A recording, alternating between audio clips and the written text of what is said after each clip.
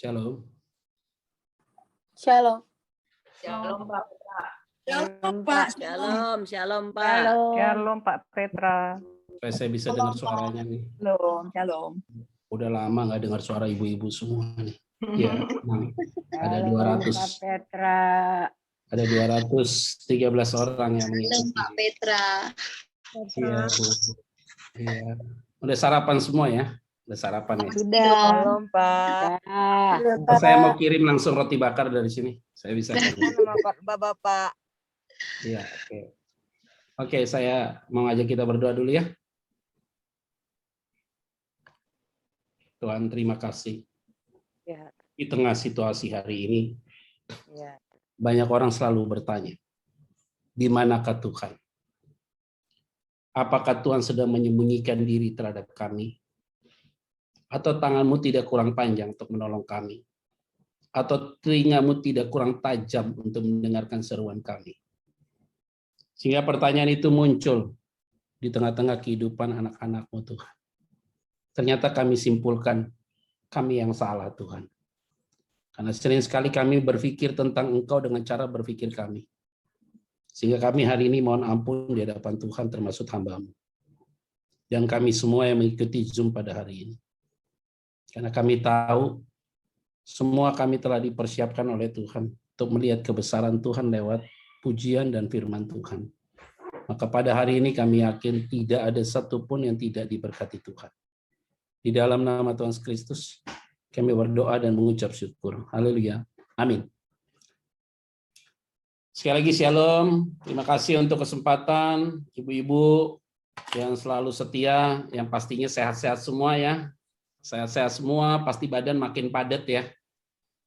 Karena masa PPKM ini semua pasti badan makin banyak suka masak buat suaminya, buat anak-anak, itu udah pasti ya. Sambil masak, sambil nyicipin.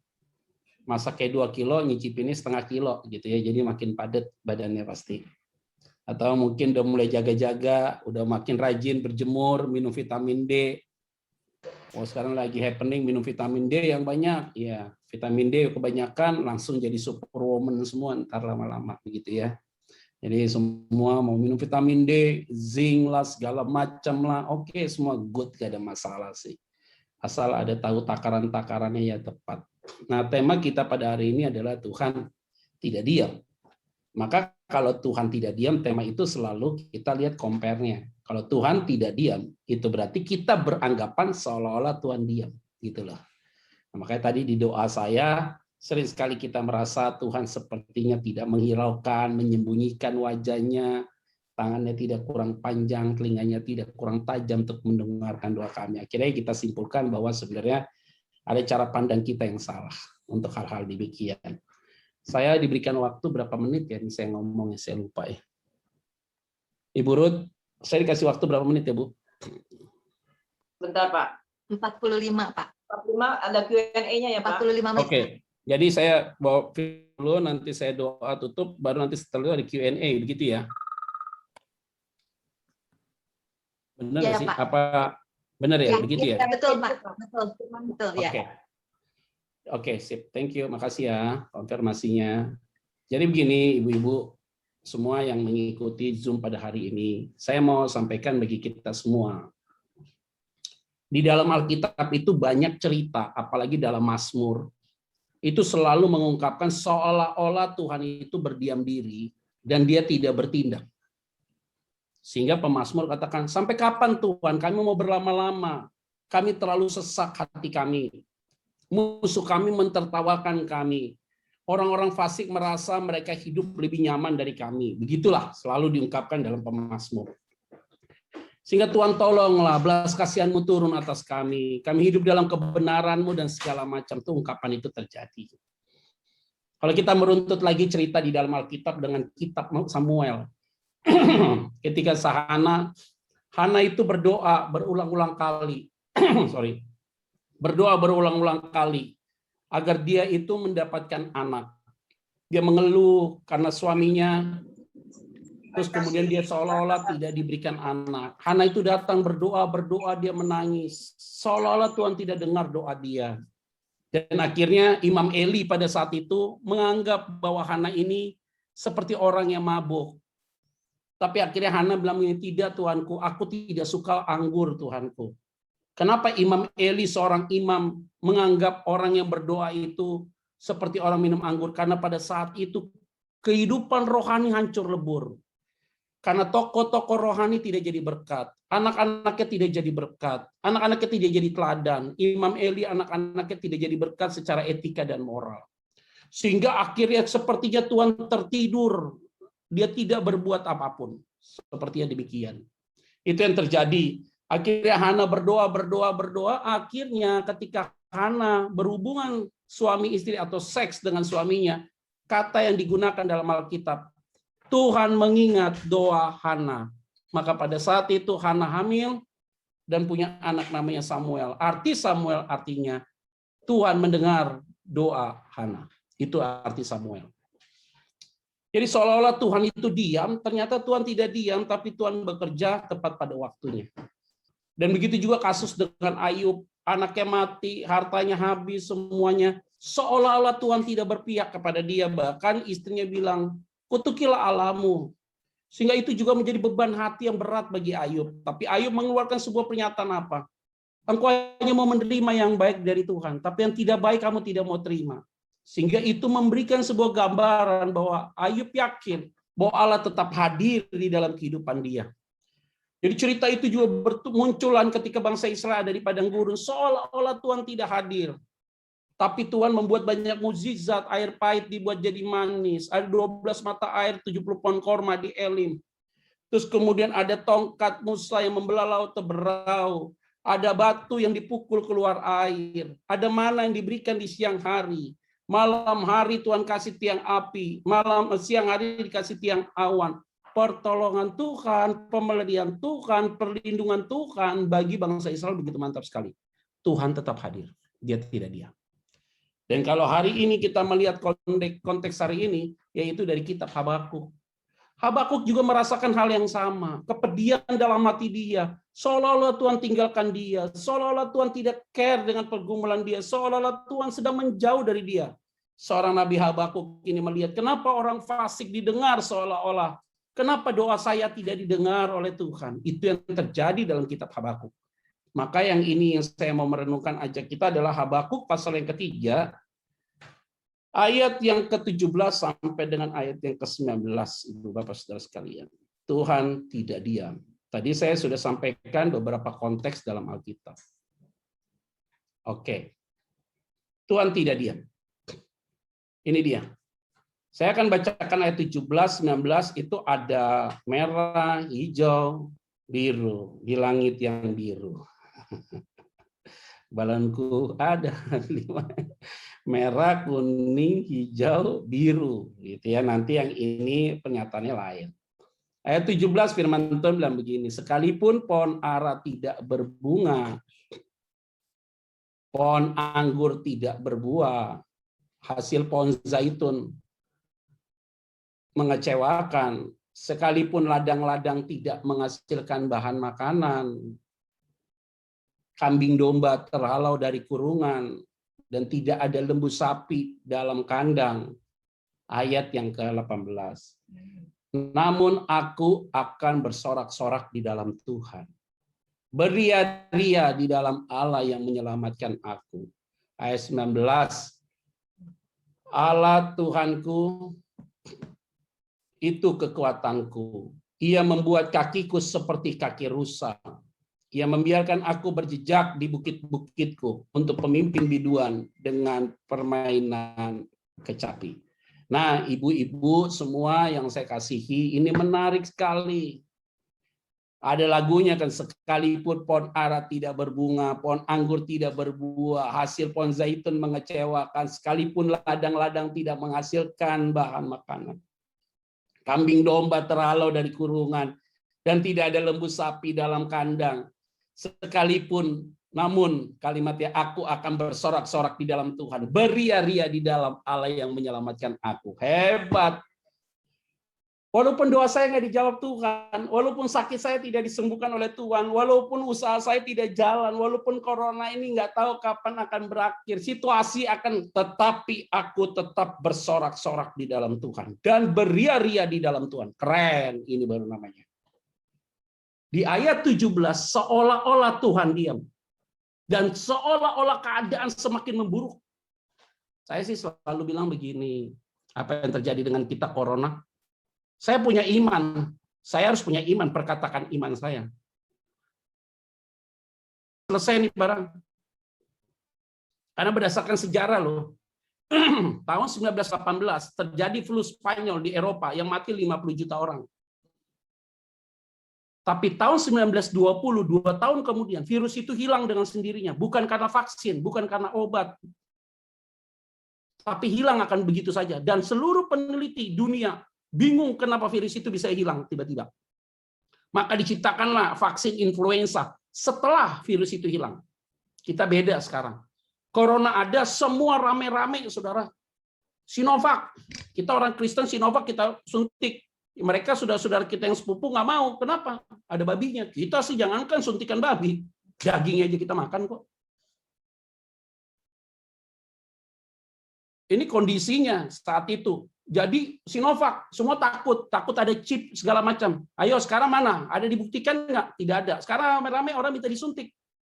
Rame-rame ngantri minta divaksin.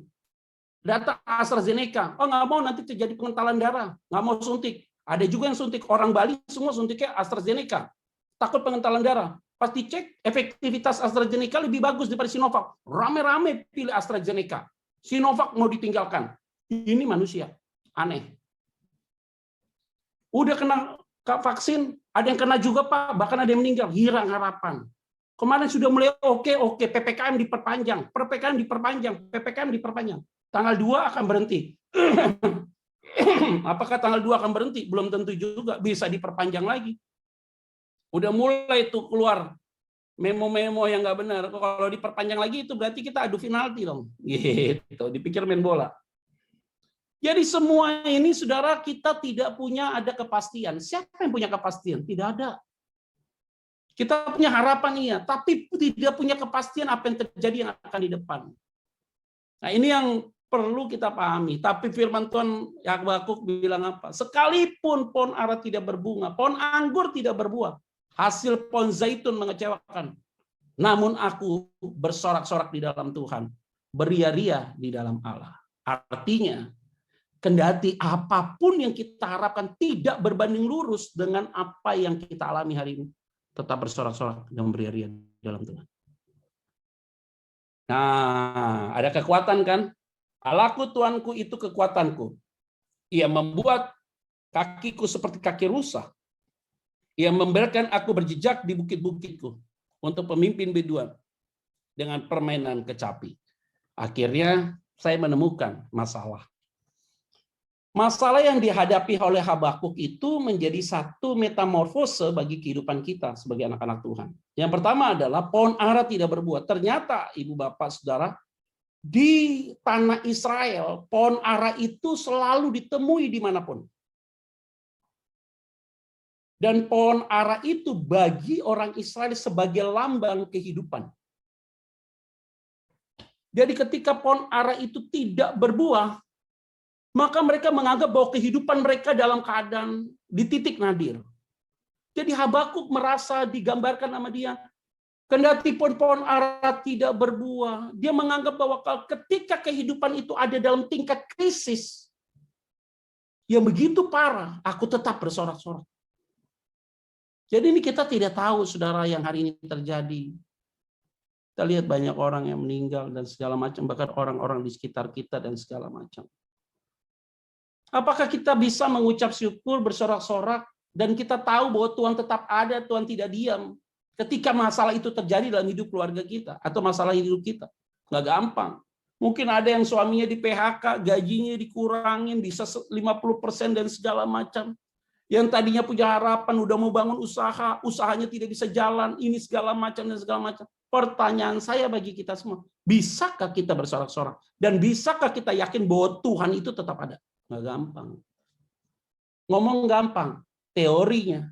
Gampang. Prakteknya susah, Pak, Bu. Nggak gampang. Apalagi saya nih, sebagai hamba Tuhan. Oh, sekarang kita lagi hidupi apa yang kita khotbahkan. Nggak punya gereja, nggak punya jemaat. Ada syukurnya juga. Kenapa? Nggak bayar maintenance gereja, nggak bayar gaji orang yang bekerja full timer di gereja. Bayangin Pak Yosia kalau saya duduk sama dia. Sama gembala kalian tuh, saya kalau duduk sama Pak Yosia bisa berjam-jam ngomong dari kiri kanan. Dia bilang hanya kemurahan Tuhan aja lah Petra. Tapi kalau saya tiap duduk sama gembala kalian tuh selalu otak saya tuh pikiran saya kebuka lebar.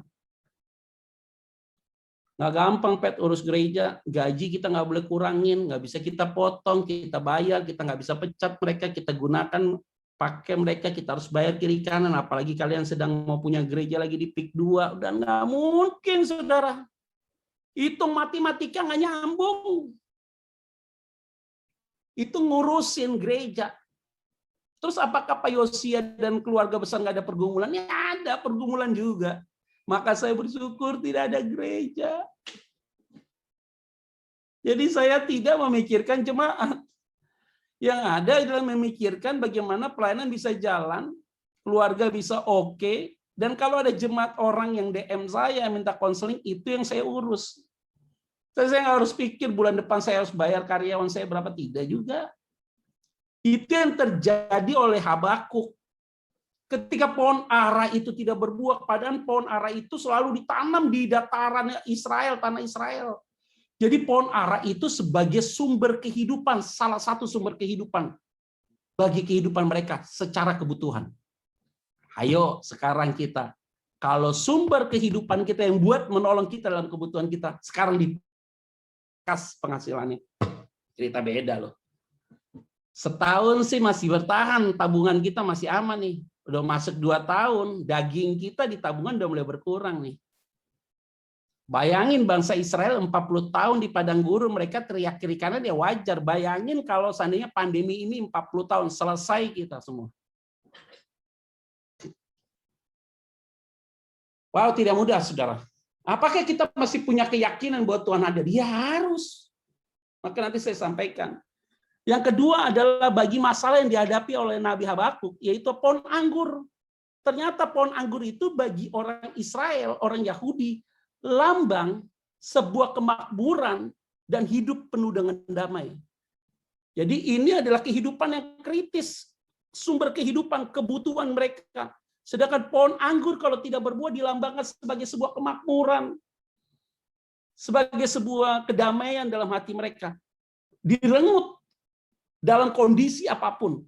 Tapi Habakuk berani berkata, aku tetap bersorak-sorak dan beria-ria dalam Tuhan.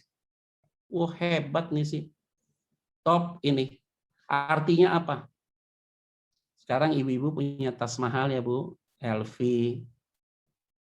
Hermes, dan segala macam. Nggak kepake ya Bu. Sekarang bawanya tas kresek Bu, buat belanja. Tas Hermes, Louis Vuitton, semua taruh di lemari kaca, ya nggak, Chanel, ditonton, ya nggak bisa dipakai. Mau pakai kemana? Nggak ada yang lihat. Masa zoom sambil pegang tas sih, lucu. Coba zoom gini semua berpegang Hermes gitu loh. Mau kemana Bu? Ah, tuh halu. Semua ada di dalam lemari kaca, dipandangin. Mulai kita berpikir, untuk apa ya saya beli tas ini ratusan juta, total satu lemari ini bunyinya DM. Ngapain kita pakai? Keluarnya bawa tas kresek buat belanja. Di Putol, Range Market, tas kresek terus. Yang harganya cuma 20.000. 2 tahun begitu Bu. Punya uang banyak, mau keliling dunia. Mau kemana Bu? Ayo. Ayo mau ke Amerika, suntik Pfizer, semua berangkat ke sana. Amerika lagi tinggi sekarang coronanya, pakai masker lagi. Ayo. Kata Pfizer efektivitasnya sekarang udah mulai turun, efektivitasnya Pfizer jadi 52%. Ayo pilih yang mana? Ada negara, daerah yang paling aman hari ini apa? Papua aman sekarang. Di Papua yang kena corona pendatang, orang Papua tidak ada satu orang pun yang kena corona. Kenapa? Mereka pernah rasakan kena malaria lebih hebat dari corona. Maka mereka bilang, Pak Pendeta, malaria lebih hebat daripada corona. Malaria kena langsung lewat, Pak. Corona masih dikasih waktu 3 hari. Kita nggak kena, tak lewat langsung. Kenapa mereka bilang, kita tutup sekarang, Pak. Kulit mereka pakai minyak babi. Ngeri. Corona lihat babi, kabur langsung. Pohon anggur, kemakmuran, kebahagiaan udah nggak ada. Aduh, kalau udah nggak ada damai, repot kita. Bayangin saudara, sekarang apa yang terjadi? Semua orang penuh dengan ketakutan.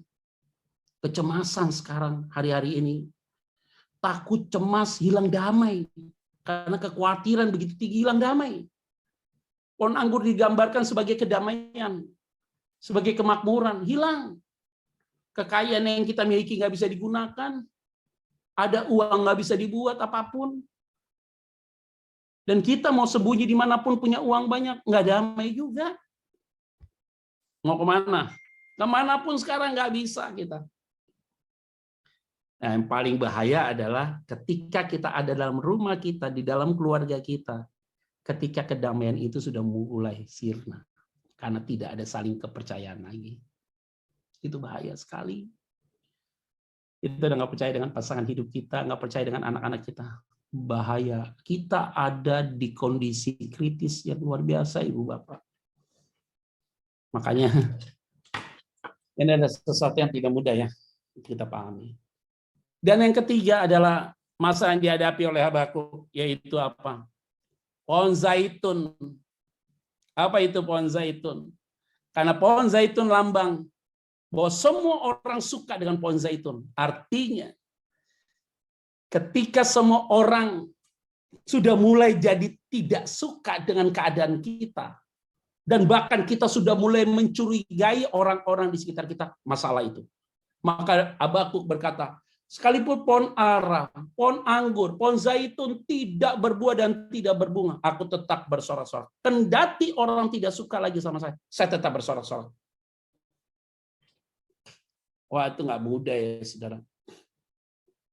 Di tengah-tengah hari-hari ini, kita nggak usah baperan, nggak usah juga terlalu sensitif gitu ya. Kalau orang tidak happy dengan kita, padahal kita udah baik, udah nggak usah dicari tahu. Kita udah pusing ngurus diri kita hari ini. Maka kita patutlah bersyukur pada Tuhan. Karena Tuhan terlalu baik bagi kita semua. Ada amin. Jadi kalau kita pusing ya Bu, saya minta maaf lah Bu ya, ibu-ibu tolonglah jaga kondisi emosi kita. Kalau sudah ada masalah kebutuhan hidup kita mulai berkurang, jangan sampai kita keluar dari jalurnya Tuhan. Ketika kita melihat bahwa damai sudah mulai pudar, jangan sampai kita tinggalkan Tuhan.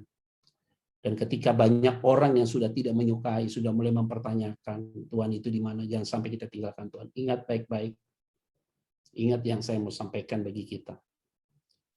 Eropa tahun 1918, 50 juta orang meninggal. Itu adalah cikal bakal embrio dari mana, di mana Eropa akan menjadi negara ateis. Yang saya takutkan hari ini, jangan sampai Asia yang sekarang dikuasai, dikepung dengan corona hari ini. India, China, Indonesia.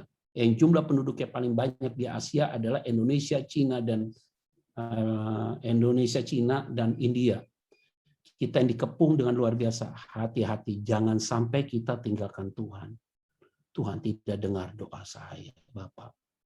Saya berdoa, kenapa Tuhan tidak dengar doa saya? Seolah-olah Tuhan lari dari saya. Itu yang terjadi dengan Eropa. Akhirnya gereja ditinggalkan karena 50 juta orang mati.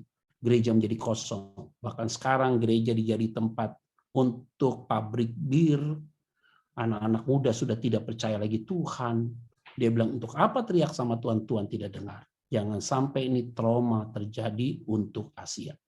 Maka ada siklus tahunan, ratusan tahun, baru terjadi perputaran. Waktu itu di Eropa banyak mati. Saya curiga, kalau lihat sejarah, ini siklusnya lari ke Asia. Asia terjadi gejolak yang luar biasa. Kapan akan berhenti? Tidak ada yang tahu. Makanya saya bilang kasihan sekarang dengan pemerintahan Pak Jokowi. Kasihan sekali di periode kedua ini, dia hanya urusin corona. Udah kerja keras, orang cibir dia, julid dia, nggak gampang. Di tengah-tengah situasi seperti ini, ingat baik-baik. Dia tidak pernah diam bagi kita. Nah, Ibu Bapak Saudara sekalian, ketika ini Habakuk punya masalah ini, tadi sudah disampaikan, sekarang saya mau cari korelasinya benang merah kepada masalah kita hari ini. Yang pertama adalah mengenai kehidupan kita. Misteri. Sekarang misteri hidup kita. Teman baik kita di depan kita meninggal. Masih muda meninggal. Kena COVID, lewat. Ini meninggal. Di depan kita, saudara, di Instagram, di Facebook, di Twitter, aduh, orang meninggal begitu banyak. Ini orang yang dekat, orang kaya punya uang, sekarang nggak bisa buat apa-apa. Mau datang ke rumah sakit ditutup, nggak banyak bisa terima lagi. Jakarta oke. Oksigen sudah mulai berkurang. Tapi saya puji tuh pengusaha di Palembang bisa kasih bantuan 2 triliun. Itu orang nggak pernah kita dengar. Kalau yang kasih uang James Riyadi kita tahu, Mokhtar Riyadi kita tahu, Takir kita dengar, Abu Rizal Bakri kita tahu, nama itu udah biasa ditahu di publik bahwa mereka duitnya banyak, iya. Tapi ini orang kita nggak kenal, muncul dari Palembang kasih duit 2 triliun untuk penanganan pandemi. Ternyata dia punya sawit dan juga perkebunan. Nggak gampang, 2T loh, duit itu. Di dalam taruh satu kamar saya ini, saya nggak bisa pakai tidur, sesak napas saya sama Yola bisa tidur di kamar ini kalau 2T, ditumpuk aja di kamar. Orang makin kaya, biasanya makin pelit. Dia udah tahu arti hidupnya. Kenapa? Bagi dia nggak ada artinya duit hari ini. Saya berdoa lu sama Tuhan dari masa pandemi. Tuhan, jaga saya dan keluarga saya. Jauhkan kami dari virus ini. Tapi pakai kami dengan apa yang kami miliki, tenaga, pikiran, dana yang kami miliki untuk bantu mereka yang terinfeksi. Sampai hari ini, Pak, Bu, kita tidak pernah tutup tangan saya untuk bantu orang mereka. Sampai hari ini. Ya kita kenal sama yang punya apotek, tolong bantu lu obat, nanti kita transfer dan segala macam. Orang yang sakit tolong kita tolong dan segala macam. Tuhan kasih, yang penting kita sehat aja cukup. Terus mau ngapain kita hari ini? Kehidupan hari ini misteri, tidak ada satu orang pun yang tahu. Dulu orang yang tua nggak boleh keluar, kasihan nanti kena. Sekarang 23 tahun kena, lewat. 25 tahun kena, lewat. Ada satu pendeta ngomong lagi, ada malaikat maut dan segala macam. Aduh, udahlah nggak usah ikut-ikutan deh. Malaikat maut dari dulu udah ada kali, ya ilah, bukan 3 bulan, bos. Malaikat maut udah ada dari dulu, Tuhan tolong. Saya mau kasih tahu sama kita, saudara semua yang ikut Zoom ini, saya mau ingatkan bagi kita. Kita ini orang benar loh. Kita ini orang yang sudah mengalami Tuhan loh. Kita ini orang pilihan Tuhan loh. Kita ini bukan ecek-ecek. Kita ini sudah tahu ada Yesus dalam diri kita. Kita sudah melihat kebaikan Tuhan terlalu banyak. Tuhan tuh bilang apa? Kalau engkau sudah mengalami dia, engkau orang benar, engkau akan dijaga dia, engkau akan dilindungi dia. Bukan hanya itu, saudara. Hidupmu dipagari oleh Tuhan. Pak, dasar firman Tuhannya apa? Ayub. Iblis tuh ngomong sama Allah, bilang begini, Ayub pantas saja diberkati Tuhan. Diberkati oleh engkau, apa yang dia lakukan, semua selalu berhasil. Karena engkau selalu memagari dia. Itu yang ngomong iblis. Itu berarti iblis hari ini tahu, ibu-ibu semua, tahu saya semua, bahwa iblis itu tahu kita sedang dipagari oleh malaikat Tuhan. Dan dia tidak akan mungkin masuk ke area kita tanpa seizin Tuhan. Maka ketika iblis itu mau ambil nyawa Ayub, Allah bilang apa? Lu boleh sentuh tubuh dia, nyawanya jangan lu ambil. Ayub kena borok atas seizin Tuhan, tapi dia sembuh, jadi mulus lagi. Dia meninggal 140 tahun. Bukan karena dia sakit, lanjut usia, karena dia masih kuat dan sehat. Dan saya mau sampaikan bagi kita semua nih, malaikat maut dari dulu udah ada. Tanpa seizin Tuhan tidak mungkin manggil saudara. Karena saya mau sampaikan, hidup anugerah Tuhan, kematian mukjizat dari Tuhan. Tanpa seizin Tuhan, nyawamu tidak mungkin diambil. Karena iblis tidak renggut nyawamu. Hanya Tuhan yang bisa ambil itu. Jadi hari ini, hidup kita misteri. Dalam hidup yang misteri itu apa? Bersyukur pada Tuhan. Dia tetap ada, dia tidak pernah diam. Yang kedua, keluarga misteri. Waduh, kita bisa setia sama dia aja hari ini, udah anugerah Tuhan deh. PPKM ditambah lagi. Lihat muka lu lagi, muka lu lagi. Keluarga misteri.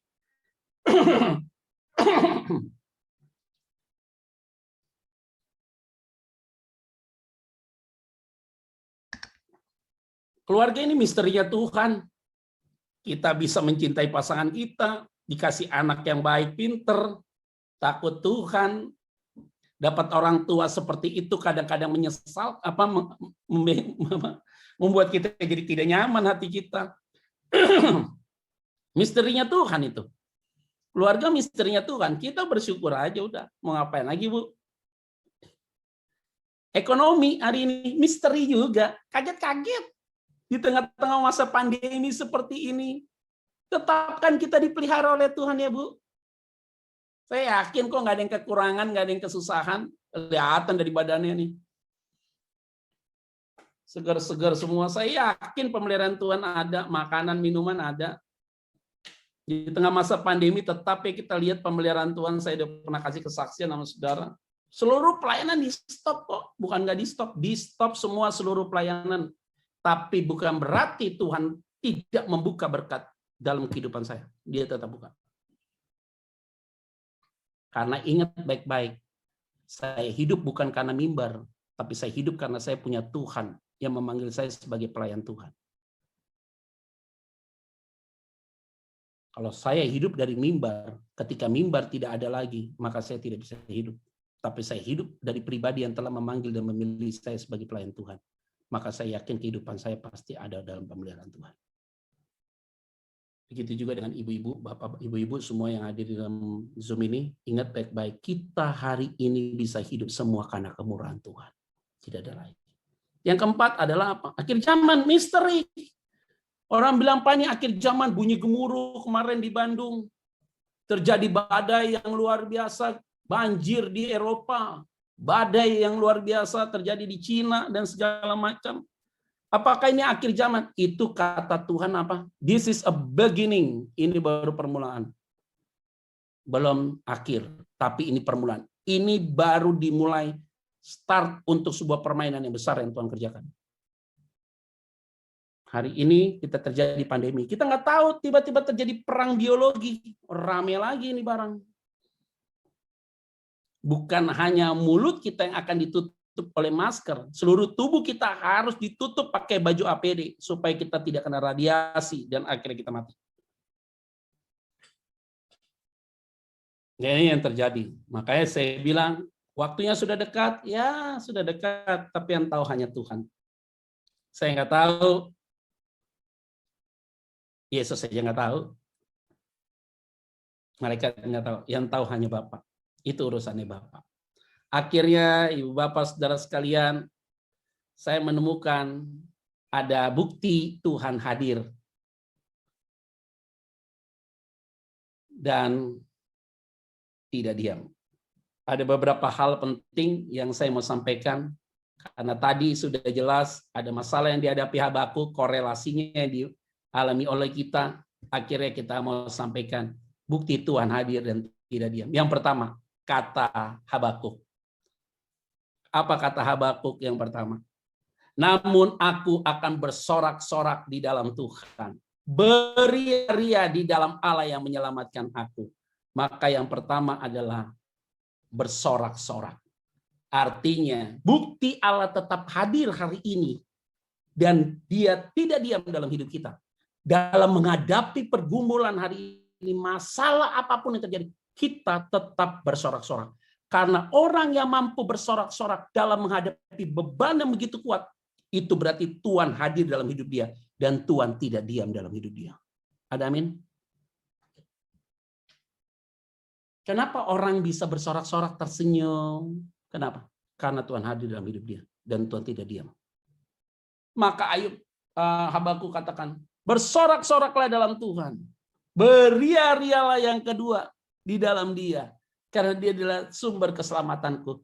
Orang yang bersorak-sorak dan beria-ria dalam Tuhan, dia adalah orang yang tetap terus merasakan Tuhan hadir.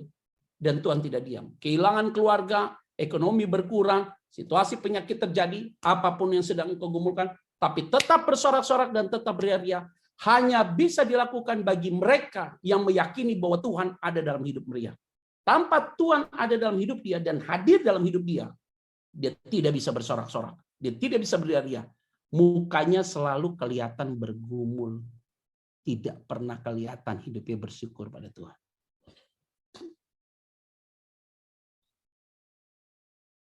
Kayak teman saya bilang sama saya, Pet, lu kok masa pandemi masih kelihatan muda terus ya? Kenapa? Senyum terus ya, Pet? Ya, mau ngapain lagi, Bos? Mau jutek.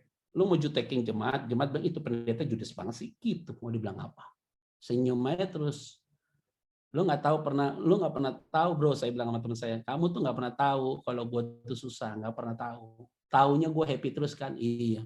Gue kalau lihat muka lu, Pet, selalu ada duit terus. Amin. Amin. Amin. Uang lu pasti banyak. Melimpah. Amin. Saya bilang aja gitu. Melimpah. Kenapa begitu? Hati yang gembira, obat yang manjur. Udah itu doang. Semangat yang patah akan mengeringkan tulang. Ini hati yang gembira nih. Santai aja. Hati gembira aja. Mikirin capek. Saya ketemu sama teman saya yang kena COVID. Ada yang baru sembuh COVID 1 hari ketemu sama saya, Pet, Pak Pendeta, gue baru sembuh nih Pak, masih batuk-batuk flu. Ya udah, santai aja, nggak apa-apa, ngobrol. Oke, selesai. 3 hari kemudian PCR saya yang negatif. Kalau kita pikiran negatif rusak, udah. Nih, hati bersorak-sorak aja beria-ria. Nggak usah lah, mau ngapa-ngapain. Saya kasih tahu ya, penyakit nggak happy kalau hatimu gembira. Tapi penyakit happy kalau hatimu tidak gembira. Yes. Bersorak-soraklah dalam Tuhan, beria-ria, dengar pujian, ya nggak? Buka YouTube, nontonin yang lucu-lucu aja. Lagi dalam keadaan gini nonton film horor, imun turun langsung. Horor ditonton, ngapain? Cari film Indonesia ini kadang-kadang lucu nih. Beranak dalam kubur. Ngeri banget. Orang kita beranak normal aja susah, apalagi dalam kuburan. Ada-ada aja nih film Indonesia nih. Beranak dalam kubur. Beranak yang normal, rumah sakit udah capek banget, apalagi di kuburan. Aduh, unik ya. Jadi kadang-kadang nih film-film Indonesia nih unik ya. Suster ngesot. Apa suster ngesot? Keadaannya susah. Maka Habakuk katakan, bersorak-soraklah dan beria-rialah dalam Tuhan. Sekalipun pohon ara tidak berbuah, pohon zaitun, pohon anggur tidak berbunga dan tidak berbuah, aku tetap bersorak-sorak dan beria-ria dalam Tuhan. Karena Habakuk tahu Tuhan tetap hadir dan tidak pernah diam dalam hidup dia. Yang ketiga, yaitu apa? Kuat dan tidak goyah. Kenapa Tuhan tidak goyah? Ini dia ayat 19. Allah Tuanku itu kekuatanku, ia membuat kakiku seperti kaki rusa. Waduh, keren nggak tuh? Kaki kita seperti kaki rusa. Waduh, tahu nggak kaki rusa apa? Lincah, kuat, bawa beban, tidak pernah tergoyahkan. Itu dia. Di hari-hari begini, ada masalah, ada pergumulan, ada beban masalah. Saya selalu berdoa sama Tuhan begini, Tuhan, kalau saya harus tanggung beban berat ini di pundak saya tidak minta beban ini Tuhan angkat, tidak. Tapi aku minta sama Tuhan supaya pundakku tolong dikuatkan Tuhan untuk bisa menanggung beban berat ini. Karena aku tidak minta beban ini keluar dari pundakku Tuhan. Tapi Tuhan mampukan aku supaya pundak aku ini kuat Tuhan untuk bisa menampung beban berat ini. Karena terkadang masalah tidak diizinkan Tuhan keluar. Tapi Tuhan cakap memberikan kita kekuatan supaya kita mampu untuk menanggungnya. Matius 11 ayat 28. 1 Korintus 10 ayat 13. Pencobaan yang kamu alami tidak akan pernah melebihi kekuatanmu. Dan Tuhan setia. Dia akan memberikan jalan keluar di waktu yang tepat. Dan dia yang akan memampukan engkau untuk menanggungnya. Artinya Tuhan tidak hilangkan beban pergumulan dalam hidup kita. Tapi dia akan memberikan pundak bagi kita untuk supaya kuat pundak itu untuk menanggung setiap beban hidup kita. Supaya kuat kita tidak goyah dalam menghadapi apapun juga. Dan yang terakhir, berpikir positif. Kita harus berpikir positif hari ini. Kita berpikir positif. Untuk apa? Dalam menghadapi segala sesuatu.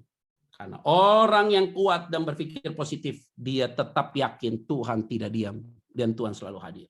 Akhirnya ibu-ibu yang saya kasihi di dalam nama Tuhan Kristus, saya memberikan beberapa kesimpulan saya terakhir. Ya, ada 1, 2, 3, 4, 5. Yang pertama, dalam setiap masalah yang kita hadapi, terkadang kita merasa Tuhan tidak hadir. Yang kedua, jika Tuhan diam, maka kehancuran akan terjadi. Bahkan kita akan menjadi pribadi yang tanpa arah. Sampai Tuhan diam, habis kita semua. Dan kita pribadi yang hidup tanpa arah. Dan yang ketiga, Tuhan tidak berwujud, tetapi kuasanya sampai hari ini kita rasakan. Karena Tuhan adalah roh. Tapi kita tetap rasakan kuasanya sampai hari ini. Yang keempat, kehadiran Tuhan selalu diwujud nyatakan dengan berbagai cara untuk dapat menolong kita. Artinya, Tuhan hadir, dia tidak diam dalam hidupmu. Dia akan pakai siapa saja untuk menolong saudara. Malaikatnya akan diutus oleh Tuhan buat saudara. Dia akan pakai orang-orang man of God untuk menolong saudara. Bahkan dokter, suster, tukang parkir, driver, pembantu, siapapun orang di sekitarmu akan dipakai Tuhan untuk menolong saudara. Dan yang terakhir, jangan pernah putus asa. Karena dia hadir untuk memberikan ketenangan dan damai dalam hidup kita. Biarlah damai sejahtera Allah ini menyertai kita semua di dalam kebenaran firman Tuhan. Dan saya yakin dan percaya Tuhan yang akan menolong saudara. Dan Tuhan yang akan menguatkan saudara lewat firman ini. Sehingga intisari dari firman ini saudara bisa simpulkan. Karena tadi saya sudah memberikan kesimpulan dini bagi kita semua. Tetap kuat dalam Tuhan. Dan perhatikan baik-baik. Tuhan tidak pernah diam. Dia tidak pernah alpa. Dia selalu hadir dalam hidupmu. Kasih senyuman aja terus setiap saat dan setiap waktu. Nggak usah terlalu kaku hidup ini. Santai saja. Ya, jangan banyak cemberut, kasihan gitu. Aduh, susah sekali. Makin kelihatan tua kita daripada usia kita. Senyum-senyum aja, enjoy aja, menikmati aja. Gaji suami berkurang, senyum. Orang tabungannya masih banyak kok. Ya, tenang aja. Aduh, Pak Pendeta nggak ada makanan. Alah, mana nggak ada makanan. Pipinya tembem semua kok. Ini sehat-sehat semua kok. Ini luar biasa diberkati Tuhan. Biarlah NDC Women ini tetap ada dalam berkat Tuhan. Dan teman-teman semua yang telah ikut, kurang lebih 229 orang ibu-ibu yang ikut, saya yakin ini semua adalah orang pilihan Tuhan. Orang-orang pilihan Tuhan yang telah diberkati Tuhan dan telah dijaga Tuhan. Mari kita bersatu dalam doa ya. Bapak, terima kasih untuk hari ini, kami sangat bersyukur bahwa Tuhan telah memberikan penjelasan bagi kami bahwa Engkau tidak pernah diam. Engkau hadir dan Engkau tidak pernah alpa dalam hidup kami. 1 menit pun tidak pernah alpa. Karena kami tahu Engkau adalah Immanuel. Bukan hanya menyertai kami Tuhan, tapi Engkau berjalan bersama kami karena Engkau pegang tangan kami. Sehingga siapapun kami yang sedang mengalami putus asa, hilang harapan apapun, hari ini kami berdoa agar semua itu diambil oleh Tuhan. Sehingga kami diberikan kekuatan oleh Tuhan. Yang sakit disembuhkan, lemah dikuatkan, beban berat Tuhan yang menguatkan pundak mereka untuk mereka tetap eksis di hadapan Tuhan. Di dalam nama Tuhan Yesus Kristus, kami berdoa dan mengucap syukur. Haleluya. Amin. Shalom. Terima kasih Pak Petra untuk penjelasan dan sharing firman-Nya hari ini, Pak. Sangat memberkati, Pak. Sangat powerful. Kami semua sangat terberkati. Terima kasih banyak. Berikut kita akan masuk ke sesi tanya jawab ya, Pak ya. Nama saya Rosya. Dan untuk ibu-ibu yang mau bertanya, boleh tulis pertanyaannya di kolom chat. Ini udah ada beberapa pertanyaan yang masuk ya Pak ya, saya bacakan. Ada satu keluarga yang tinggal serumah. Nenek, ayah, ibunya meninggal terkena COVID. Mereka meninggalkan 4 orang anak yang masih remaja dan anak-anak. Bagaimana mereka dapat bersyukur dalam kondisi tersebut? Jika mereka tidak bisa berkata bahwa Tuhan itu baik, apakah mereka bisa dianggap kurang bertuhan? Karena bagi mereka seolah-olah Tuhan itu diam. Bagaimana menurut Bapak? Saya selalu diperhadapkan dengan pertanyaan ini di era hari ini. Dan di era hari ini selalu pertanyaan itu muncul dalam diri saya dan bahkan saya memberikan penghiburan, ibadah ucapan syukur di tengah-tengah situasi demikian. Teman baik saya, mamanya meninggal hari ini, dikubur, besoknya papanya dikubur. Langsung hari itu menjadi yatim piatu. Mungkin pertanyaan-pertanyaan itu terjadi dan itu lumrah. Apakah Tuhan diam?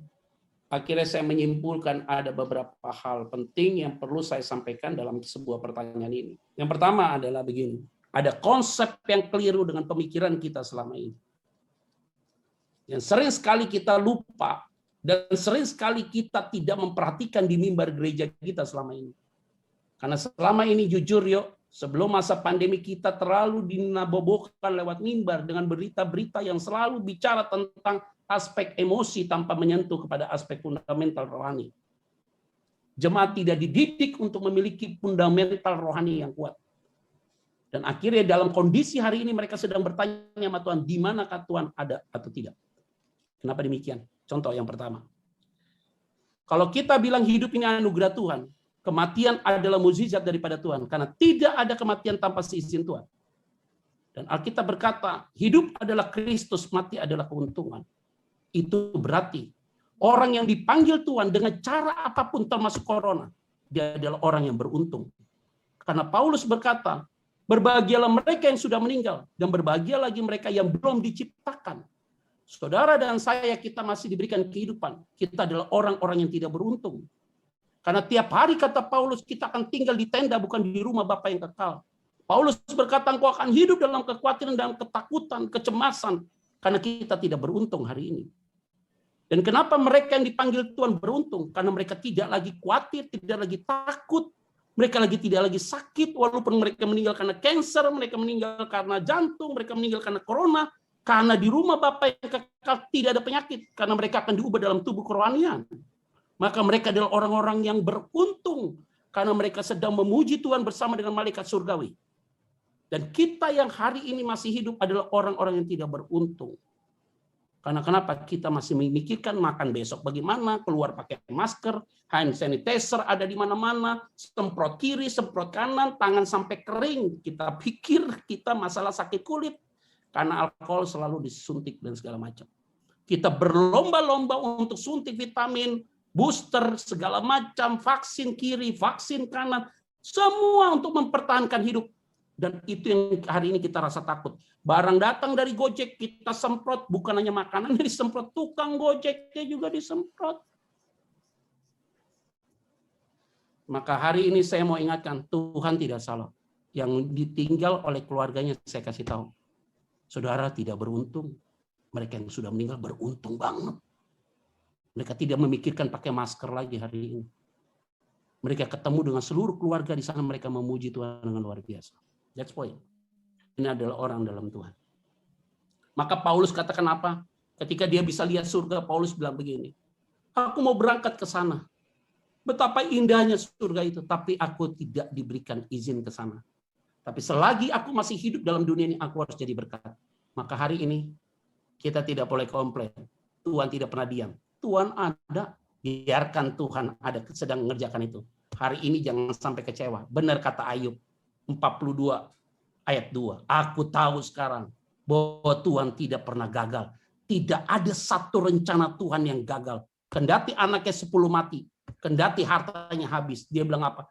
Tuhan yang mengambil, Tuhan yang memberi. Terpujilah nama Tuhan. Aku datang dengan telanjang, aku pulang dengan telanjang. Aku tahu Tuhan tidak pernah gagal. Ayub mau berkata gitu. Dia tahu bahwa Tuhan tidak pernah gagal. Tuhan gantikan 2 kali lipat. Dan umurnya meninggal di 140 tahun dalam keadaan lanjut usia. Hari ini, hidup mati kita dalam tangan Tuhan. Maka yang tadi memberikan pertanyaan itu, kita lepaskan itu. Dia, mereka yang sudah dipanggil Tuhan, beruntung banget mereka sudah dipanggil Tuhan. Karena mereka tidak lagi capek pakai ventilator, pakai oksigen, kasihan. Mereka tidak perlu di kemo lagi, diradiasi lagi. Capek sekali cuci darah segala macam. Enggak, udah done. Well done. Selesai. Dan kita yang hari ini hidup, timbun terus tuh vitamin, banyakin terus masker, beli tuh vitamin tiap hari, makan terus yang bergizi dan berjemur sampai hitam kulit belakang. Burut saya sudah hitam nih kulit belakang, burut. Udah kayak orang Papua, kulit gue di belakang. Jemur tiap hari. Enjoy your life. Menikmati aja kebaikan Tuhan. Itu yang saya bisa sampaikan. God bless. Oke, berarti kita harus punya fundamental rohani yang kuat ya Pak ya, bahwa hidup, kalau kita hidup kita menjadi berkat, kalau kita mati ya itu adalah keuntungan. Pertanyaan berikut Pak, Tuhan tidak diam itu artinya Tuhan menolong seperti konteks hari ini, atau Tuhan menghukum? Apakah pandemi COVID ini merupakan hukuman Tuhan? Kadang dikatakan Tuhan tidak pernah menghukum, tapi Tuhan mengizinkan ini terjadi untuk membentuk karakter kita. Tapi ini bisa dianggap seperti ngeles nggak sih Pak? Karena basicnya sebenarnya sama saja. Gimana menurut Bapak? Iya benar juga sih. Ini saya setuju bahasa yang tadi itu. Sepertinya ngeles. Tapi saya akan memberikan, saya tidak membela Tuhan saya atau Tuhan saudara, tetapi saya akan memberikan pandangan secara teologis. Ingat baik-baik ya.